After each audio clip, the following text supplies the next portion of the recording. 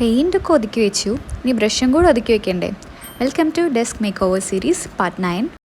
കുറച്ച് വർഷങ്ങൾക്ക് മുന്നേ ഞാൻ ഈ ഒരു ബിയർഡിനെ മോഡിഫൈ ചെയ്തതാണ് കേട്ടോ ഈ കാണുന്നത്. ഇപ്പോൾ അതിൻ്റെ ചായ ഒന്ന് മാറ്റിയാലോ എന്നൊരു ചിന്ത.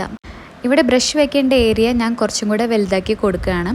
ഇത് കുറച്ച് ഡേഞ്ചറസ് ആയ കാരണം കുട്ടികളാരും ട്രൈ ചെയ്യരുത് കേട്ടോ. എന്നിട്ട് ആ ഭാഗം ക്ലേ കൊണ്ട് ഞാൻ കവർ ചെയ്ത് കൊടുക്കുകയാണ്. നെക്സ്റ്റ് ക്ലേ വെച്ചിട്ട് നമുക്ക് വേണ്ട ഷേപ്പ് ഉണ്ടാക്കുക. എനിക്കിവിടെ ചെടിയുടെ തണ്ടും പിന്നെ ഒരു ഫ്ലവറും കൂടിയാണ് വേണ്ടത്.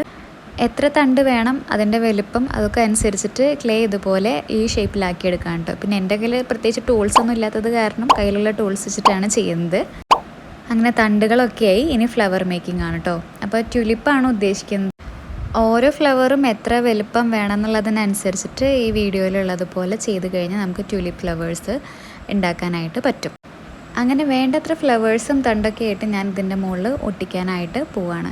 ആദ്യമേ ഫെവിക്കോൾ വെച്ചിട്ടൊക്കെയാണ് ഒട്ടിച്ചത്. തണ്ടിന് വലിയ പ്രശ്നം വന്നില്ല. പക്ഷേ ഫ്ലവറിന് എനിക്ക് നല്ല പണി കിട്ടി. അതിന് നല്ല വെയിറ്റ് ഉള്ളത് കാരണം കൊണ്ട് തന്നെ അത് ഒട്ടും ഒട്ടി നിൽക്കുന്നുണ്ടായിരുന്നില്ല. ഇത് ഉണക്കാനൊക്കെ വെച്ച് നോക്കി.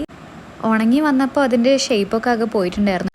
പെയിൻ്റൊക്കെ കൊടുത്ത് എങ്ങനെയെങ്കിലും അത് സെറ്റാക്കി എടുക്കാൻ പറ്റുമോ എന്നുള്ളതായിരുന്നു എൻ്റെ അടുത്ത ശ്രമം. ഏകദേശമൊക്കെ വന്നിട്ടുണ്ട്.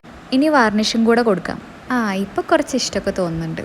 നമ്മുടെ ബ്രഷ് ഹോൾഡർ എങ്ങനെയുണ്ട്? നിങ്ങൾക്ക് ഇഷ്ടപ്പെട്ടോ? ഇഷ്ടപ്പെട്ടാൽ ലൈക്ക് മറക്കണ്ട. Thanks for watching.